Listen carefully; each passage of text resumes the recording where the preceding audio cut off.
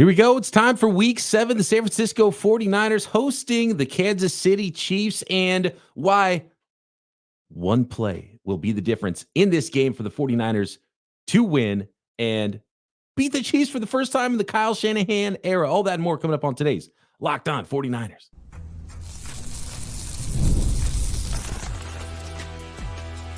You are Locked On 49ers, your daily San Francisco 49ers podcast. Part of the Locked On Podcast Network, your team every day.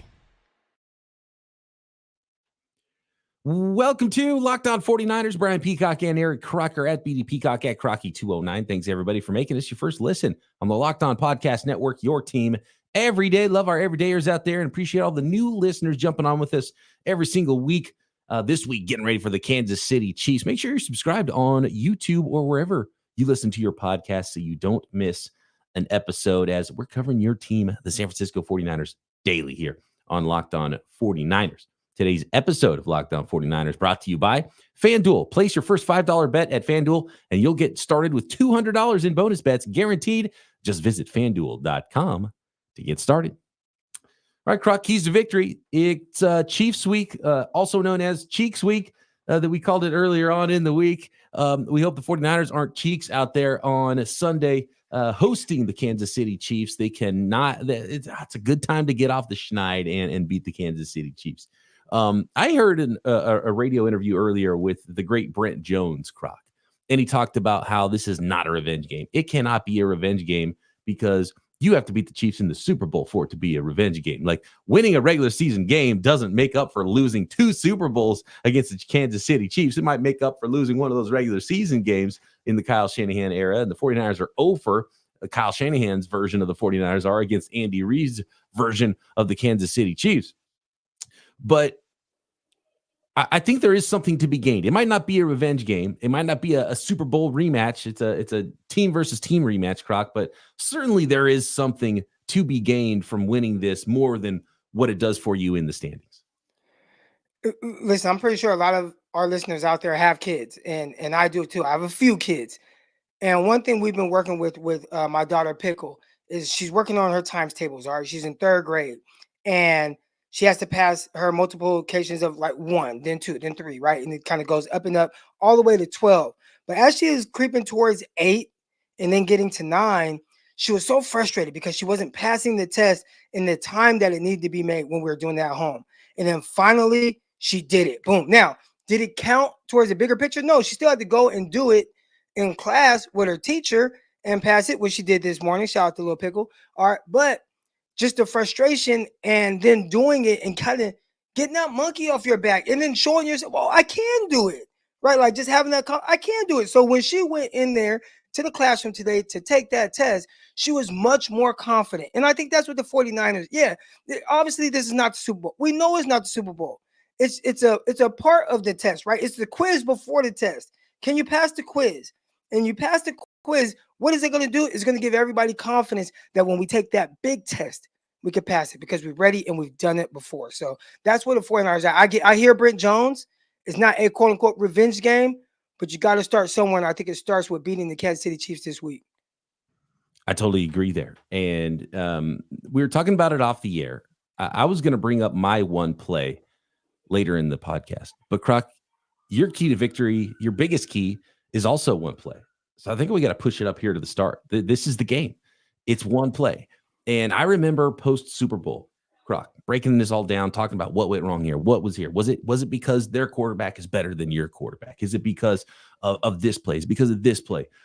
Is it because you missed a kick? Is it because this one call from a referee, right? And my version of one play is don't let the game come down to one play, right? Because if one fumble is going to kill you, then you're not good enough to go beat a team. If one bad call is going to kill you, you're not good enough to beat a team. If one, missed field goal, whatever it is, kills you and you cannot win, then you're not good enough to beat that team. You're not good enough to win the game. Don't make it come down to that one play. Don't let it be so close. You got a 2-score lead, keep a 2-score lead. Make it a 3-score lead instead of letting that team come back. We've seen the Niners do it against the Chiefs multiple times. We've seen the Niners do it twice this year to clearly inferior opponents in the Rams and the Arizona Cardinals and coming up with losses in those games. Don't let it be that tight. You're better. Go win that game and go extend the lead in the second half instead of letting that team claw back to the point where one play does make the difference. But then, Croc, when it does come down to one play, can the 49ers make it? Because a lot of games do come down to one play, let's be honest. Well, not only do a lot of games come down to one play, it comes down to, who exactly is going to make that play and what does that play look like? I think for me, when I go back and I look at the Super Bowl, all right, there's one play that I point out specifically that I feel like most people kind of gloss over. They talk about the 3rd and goal or 3rd and 4 play inside the 10 and the free runner, Chris Jones coming right at Brock Purdy and he kind of, whatever. And it's like, okay, you want to reference that throw? Okay, he was rushed and maybe he could have hit Ayuk. Maybe he could have set his feet a little better and hit Juwan Jennings if he didn't have that free runner in his face. But for me, it goes back a little bit further than that. It goes back to this play in regulation.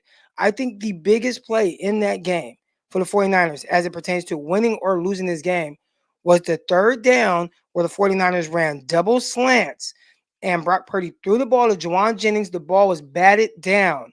49ers had to settle for a field goal. They kicked a field goal, and ultimately that left time for the Chiefs. They were able to drive down, kick a field goal to tie the game, go to overtime. If the 49ers convert that 3rd down and he just throws it to Brandon Ayuk instead of Juwan Jennings, Ayuk, who was open, beat his guy, man, slant, boom. That's the ball game.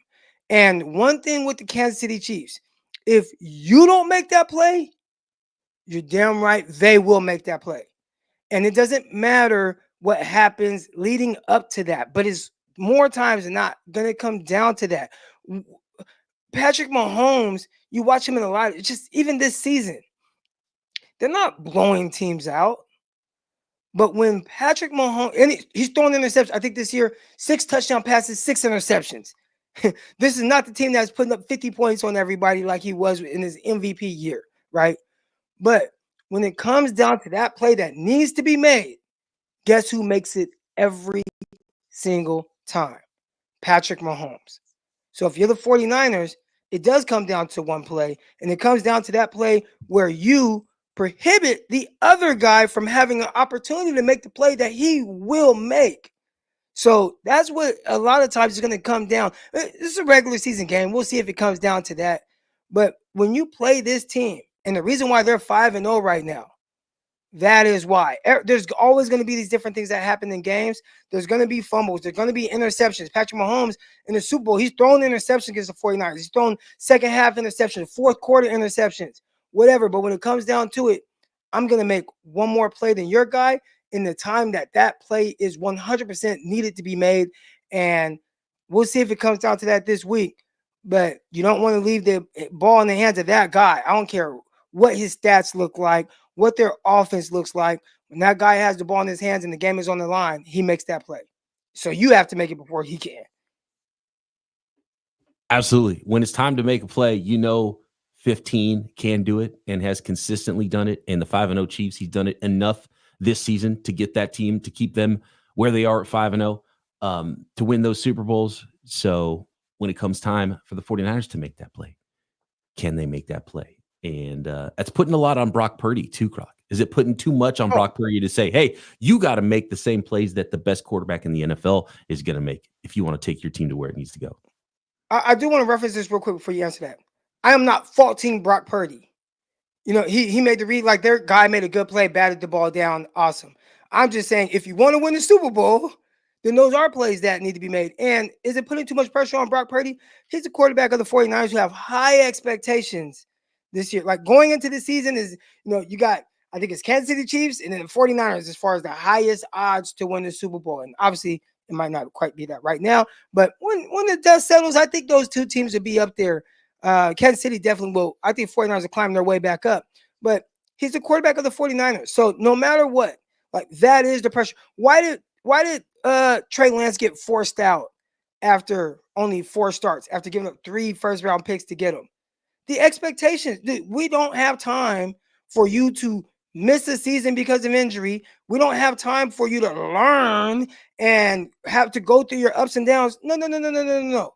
You have to come in and play at a high level. Brock Purdy did an exceptional job of that. Now it just has to come down to that one moment. And it is a lot of pressure. But I bet if you ask Steve Young in all those big games, hey, man, was it a lot of pressure? Hell yeah, it's a lot of pressure to beat the Cowboys and win their Super Bowl and follow up Joe Montana. So, it is what it is for Brock. And I think that's a great opportunity for him because I think he's up for the challenge. Absolutely. And Steve Young had to physically have another player take that monkey off his back. That's how much it was weighing on him. He could literally feel it. Even though it was a figurative monkey on his back, he could feel the weight of that. Next, more keys to victory here. We got one of the best coaching matchups, I think, in the NFL. Kyle Shanahan, offensive coordinator, versus Steve Spagnuolo, defensive coordinator of the Kansas City Chiefs. Some one-on-one matchups I want to talk about as well in keys to victory. And you brought up a play, and I'm going to bring up another play. It's very similar to taking advantage of when the other team makes a mistake. Next.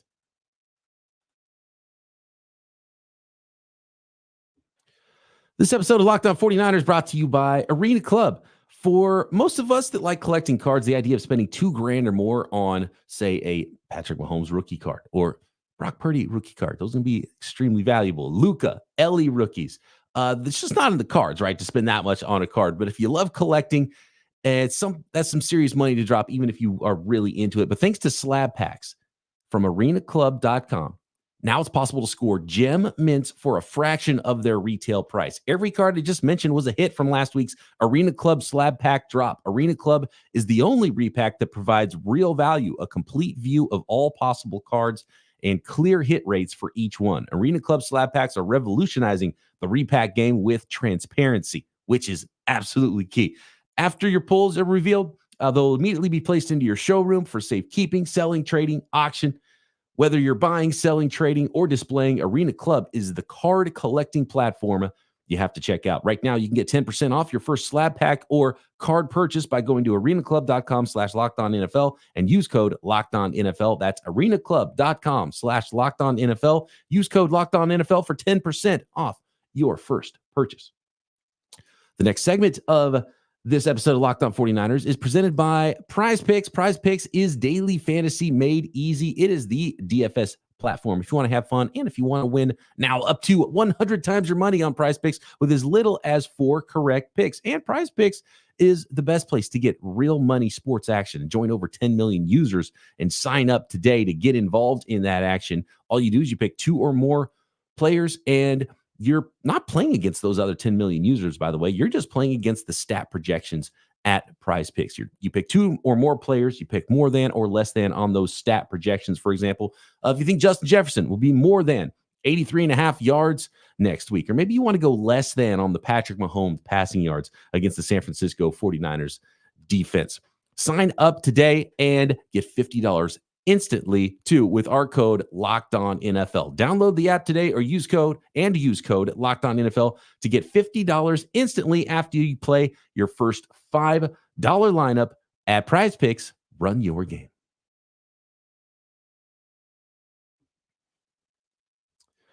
All right, Croc, I want to piggyback a little bit on something you brought up, and the play where Brock didn't see Ayuk and the Niners could have potentially sealed the game. As was pointed out here in the chat. And it was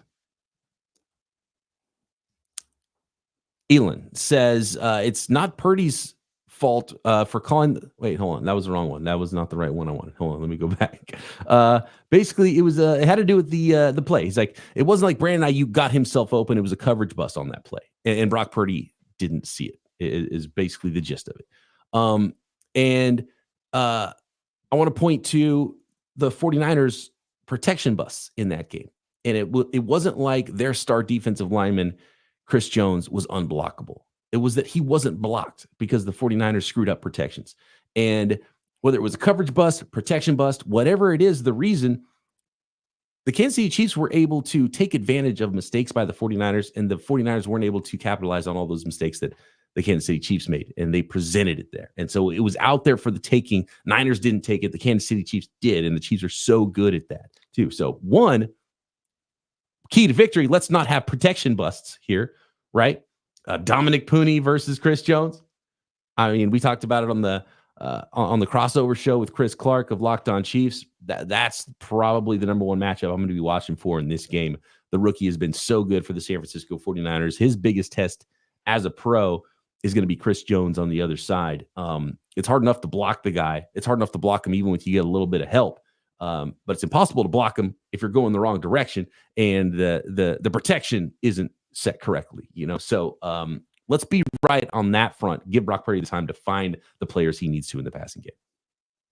Yeah, the tough thing with guys like Chris Jones is, dominant players, they're going to figure out ways to be disruptive. So you got to be able to, figure out a way to work around that, right? How many screens have we seen the 49ers run? I mean, this year.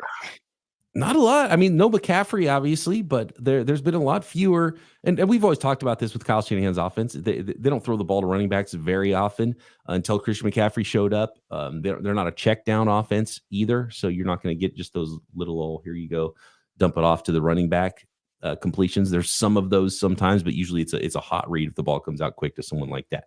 But usually they're trying to get the ball in someone specific's hands when the ball comes out that early on a play, Deebo.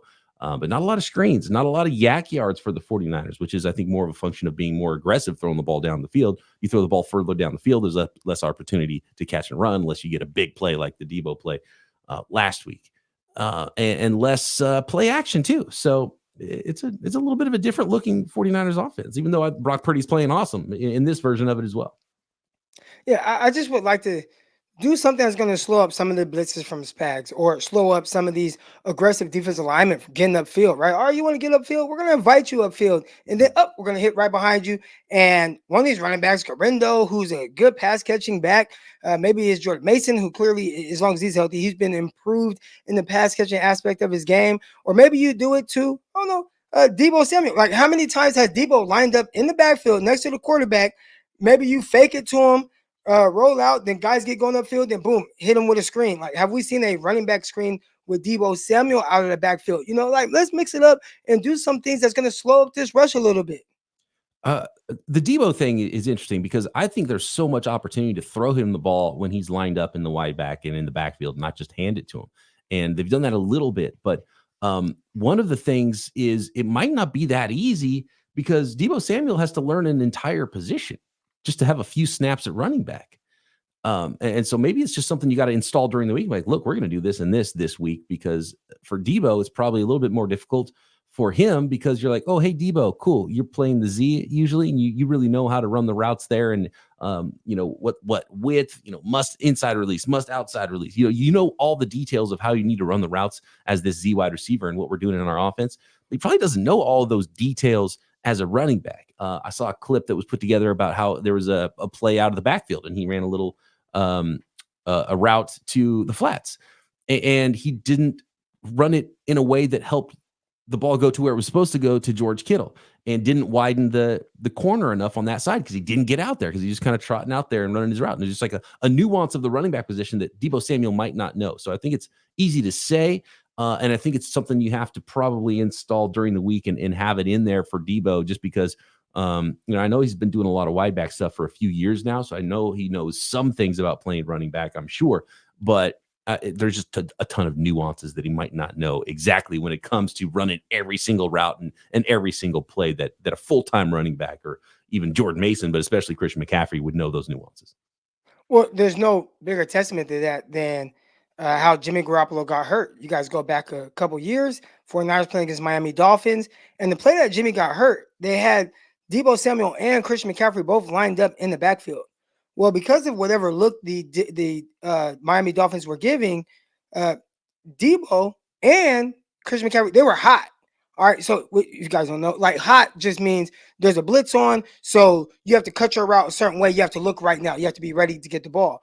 And I wish Jimmy would, well, I guess it all has worked out very well for the 49ers, but if Jimmy would have went to Christian McCaffrey, he may have never gotten hurt, right? Because Christian McCaffrey knew exactly what to do. He got out, got his head around, he's ready, he's hot right now. Deebo did not play that same way. He went into his route as if he wasn't hot and just ran his normal route, took a little longer, and that made Jimmy, hold on to it. Then he started to move around, trying to make a play on the move.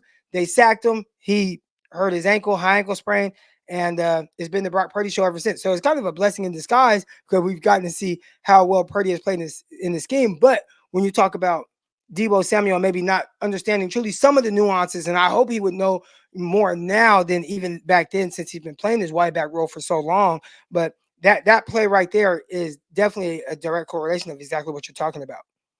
And clearly, I think Kyle Shanahan's probably telling us he doesn't think it's a big advantage or doesn't trust certain things about utilizing Deebo out of the backfield in a lot of ways, or throwing screens to Jordan Mason, because he hasn't called a lot of them. But we'll see if that's something that they dial up this week. But you're right. I mean, like, that's football 101, right? They're screaming upfield, hit him with the screen. Let him know that is possible, that it could happen, right? And so, and he doesn't do it. All he does is say, all right, they're blitzing everybody. They're playing man. Just beat your guy. Deebo, just beat your guy. Deebo's like, hey, I'm not a man beater guy. I don't care. Just beat him anyways. Brock Purdy's like, all right, I'm just going to throw the Deebo 11 times in the Super Bowl, even though he can't create separation one-on-one. Steve Spagnuolo was talking this week about the 49ers and it's such a huge test and they're so good. But he's like, he was talking about the 49ers, about how they're so good at beating zone. It was a really interesting thing. And they played a lot of man on the 49ers in the Super Bowl, and they'll probably play a lot of man Sunday against the 49ers, because they're like, we'd rather play man against you than play zone against you, because we think you're better against zone than man. I think it was a pretty telling quote from Steve Spagnuolo, actually.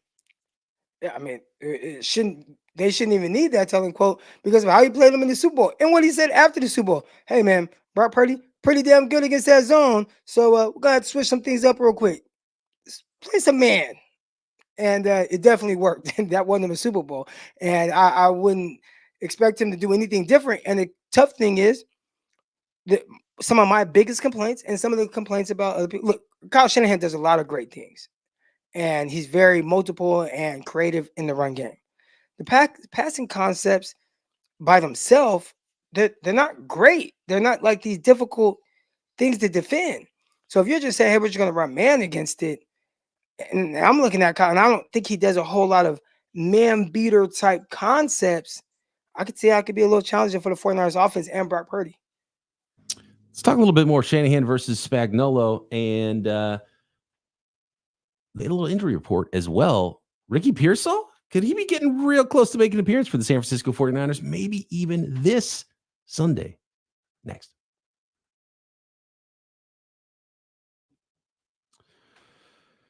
The next segment of Locked On 49ers is brought to you by FanDuel, America's #1 sportsbook. NFL fans, you can get started with a big return right now on FanDuel, because when you sign up and play your first $5 bet, you can get started with $200 in bonus bets guaranteed. And when you're watching 49ers football Sunday, maybe you get a hunch in the middle of the game. You want to go check some stats, all the latest stats, live play-by-play, and so much more. You can find all of that on the same page where you place your bets at FanDuel.com. Maybe be informed about some of the wagers that you want to make, whether it's prop bets, it's quarterback yardage, it's running back yardage, it's who's going to win the next Super Bowl. Maybe you see the 49ers finish in the fourth quarter, and you're like, yeah, that's my Super Bowl team right now. Let's go to FanDuel and bet on the 49ers to bring home that 6th Lombardi. You can find all of it and every sport, all of the action at FanDuel. And don't forget, you'll get started with $200 in bonus bets guaranteed when you place your first $5 bet at FanDuel. So go to FanDuel.com or download the app and get America's #1 sportsbook. That's FanDuel.com.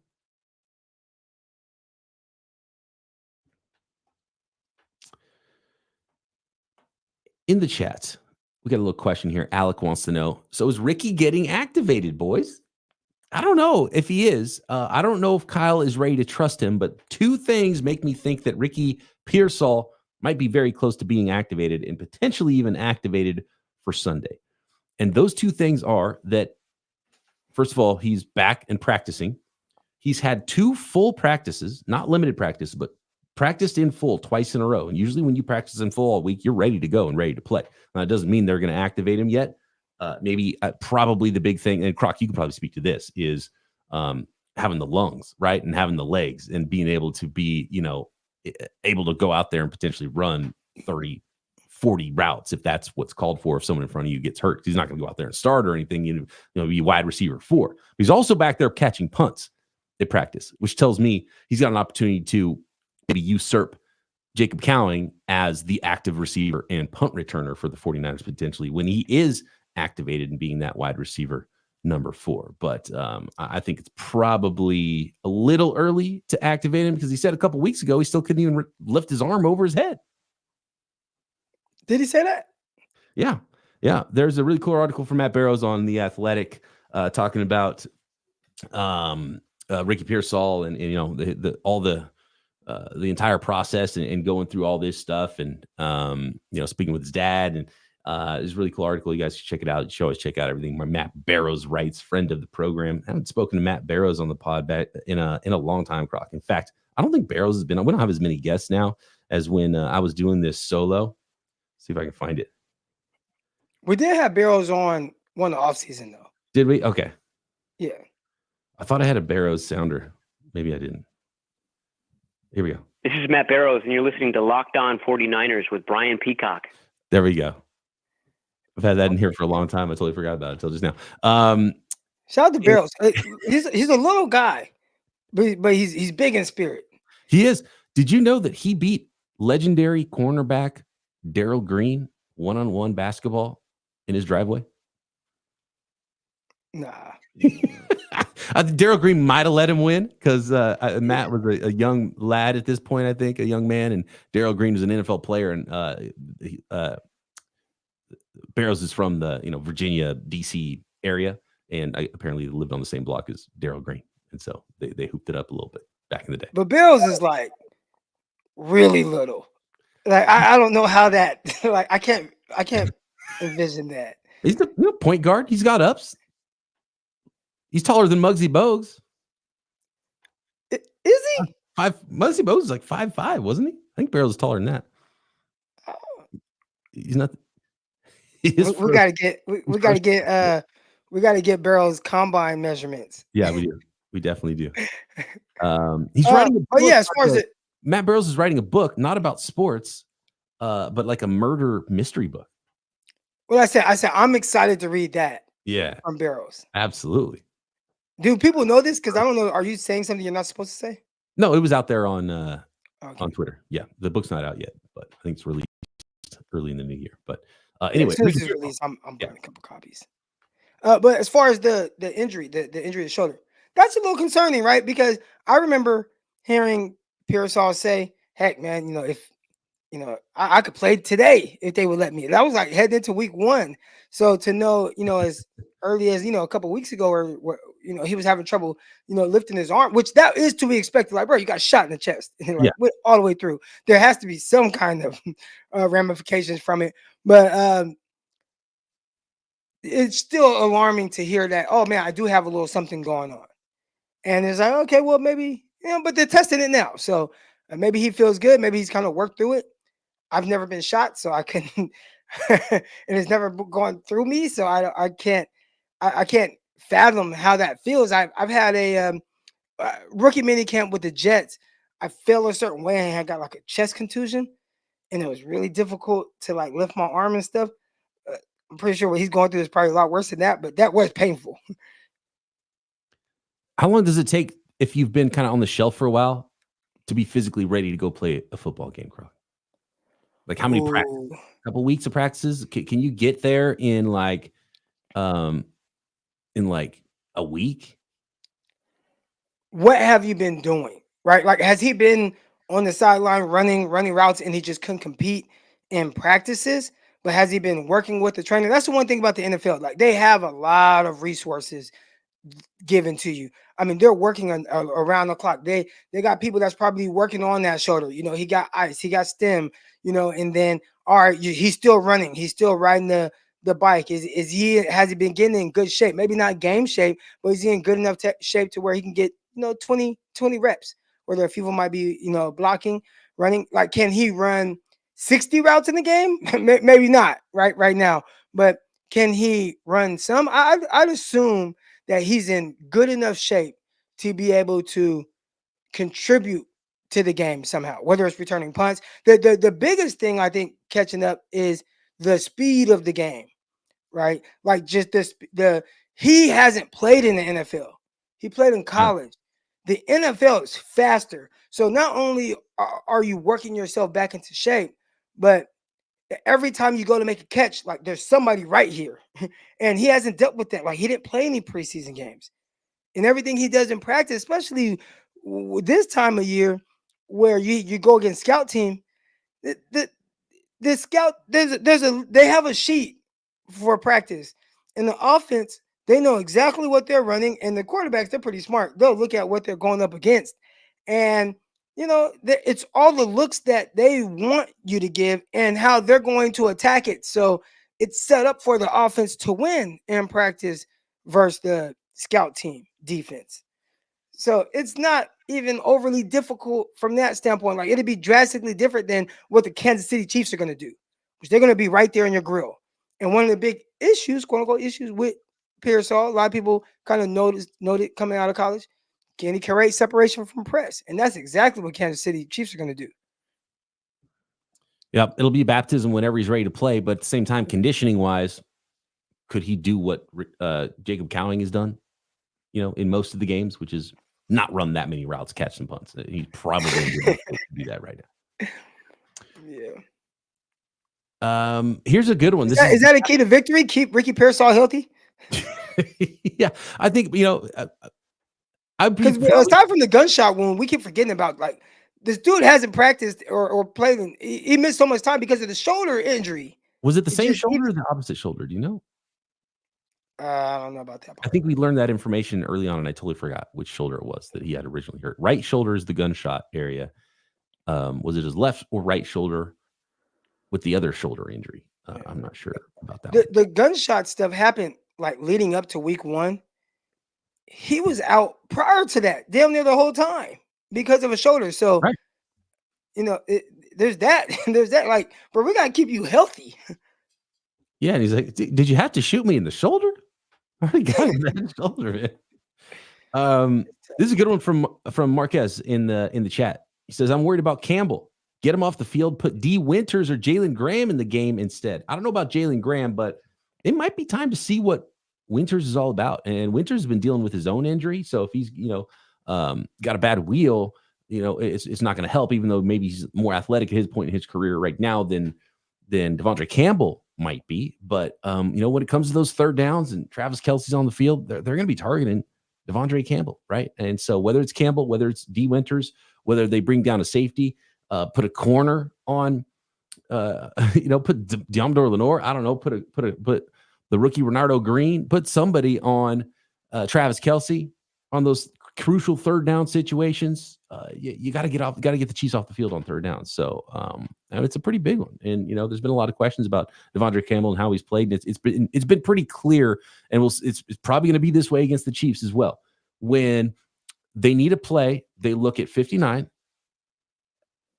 Campbell, or they look at 22, which is Isaac Yiadom. And those are the two guys that get targeted the most when the team is trying to target somebody. We'll see if they go after the rookie and Renardo Green. But it's a big one, Croc, that middle of the field.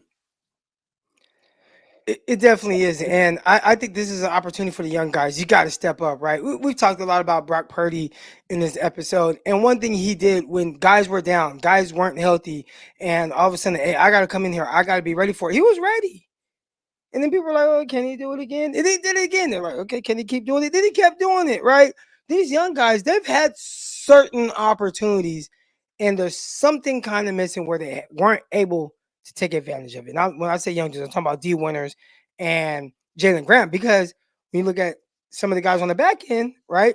All right, we got to play this young rookie, Renardo Green. Like, guys are down. What are you going to do? Up, interception, up, force a pick, right? Like, he made the most of his opportunity. Mustafa, let me get this pick real quick. Make some hits, make some tackles. Like, what has D. Winters done aside from flying? Now, he flies around. I love it. But clearly he's not doing something to where they're like, all right, like, let's go with the young guy. Because the moment they trust in you and they feel like they can expect a certain level of consistency from you, like, they're going to play you. and they're going to keep playing you. But why are they so reluctant to play him? Like, that's the question that should be asked. What about Charvarius Ward? Give him the DK Metcalf treatment. Put Charvarius Ward, especially on third downs, on Travis Kelce. Charvarius Ward fully participating in practice this week, by the way, after missing the last game. So getting the mini bye to get right with his knee, which is key. By the way, Niners injury report is quite large. Kansas City Chiefs coming off a bye.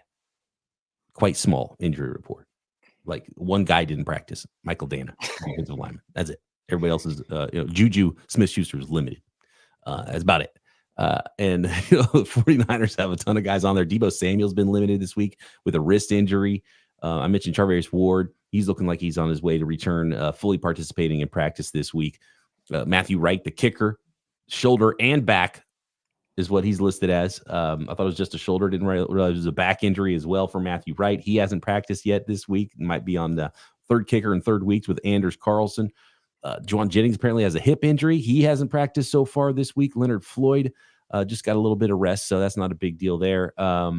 Malik Collins didn't practice with a knee Wednesday, but limited Thursday, so he's trending at least in the right direction. Jordan Mason's been limited all week. I have a feeling he's going to be able to go. Malik Mustafa limited with his ankle, by the way. And remember, he didn't play in the second half of that game last week. And 49ers brought in Adrian Amos as a safety too, just in case, because they're getting low on numbers. So the Niners still pretty banged up out there, and the Chiefs coming in all fresh off of a bye. I don't like that. Don't like that at all. But if there's anything I would advise, and we don't talk a whole lot of fantasy on here, pick up whoever the hell is going to replace Matthew Wright. If he can't go, pick him up. I know I will be. I was smart. I did it last week. I told people, there are actually people that tagged this and was like, Croc, I listened, and Matthew Wright got me a lot of points. Hell yeah. Who was it, Carlson? Is that who they picked up? Anders Carlson, yeah. Former Packer who actually missed a kick against the 49ers. That's unfortunate, but he won't miss a kick for the 49ers. So I'm going to go scour the waiver wires and go grab him right now. No, don't do it. Niners fixed their red zone. It's over, Croc. All touchdowns in the red zone, no field goals.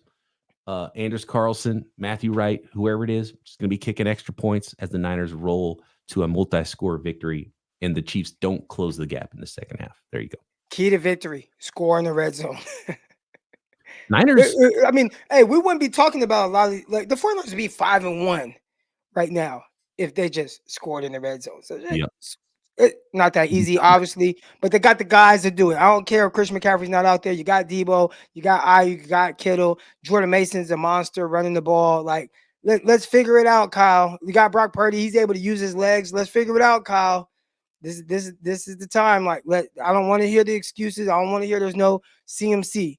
The score in the red zone. And I think with this game, you got to beat them in dominant fashion. I don't even think, you know how they went and kicked the Philadelphia Eagles ass, and it was just like, wow, like, okay. Mm-hmm. Like, and Philadelphia was kind of put on like, damn, they beat our ass like that. Like 49ers, you got to whoop Kansas City like that. Like, you can't leave any kind of like question, doubt, nothing. X factor in the red zone, Croc. Brock Purdy and his legs. Yeah. Better. He was bragging about it. He's got a better 3-cone than Christian McCaffrey. You think you're missing Christian McCaffrey in that short area when things get condensed in the red zone? How about a better 3-cone or a better 10-yard? Was it 10-yard split or 3-cone? 10-yard split, right? Better 10-yard split for Brock Purdy down there inside the red zone. So there you go. 6. It's all about that. That is number one key to victory. 6s, not 3s. Thanks, everybody, for making us your first listen here on the Locked On Podcast Network, your team every day. Croc and I will be back with you post-game, breaking down everything from 49ers, Chiefs in Week 7. Make sure you are subscribed on YouTube and everywhere you get your podcast. Talk to you then right here, Locked On 49ers. This is Matt Barrows, and you're listening to Locked On 49ers with Brian Peacock.